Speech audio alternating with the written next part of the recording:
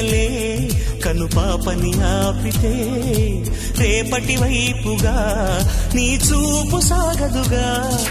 చుట్టమల్లే కష్టమొస్తే కళ్ళ నీళ్లు పెట్టుకుంటూ కాళ్ళు కడిగి స్వాగతించకు. ఒక్క చిన్న నవ్వు నవ్వి సాగనంపకుండా లేనిపోని సేవ చెయ్యకు. మిణుగురులా మిలమిల మెరిసే దరహాసం చాలు కదా. ముసురుకునే నిశి విలవిలలాడుతూ పరుగులు తీయదా. నవ్వే నీ కళ్ళలో లేదా జాబిలి, నవ్వే ముంగిళ్ళలో రోజు దీపావళి. ఓహో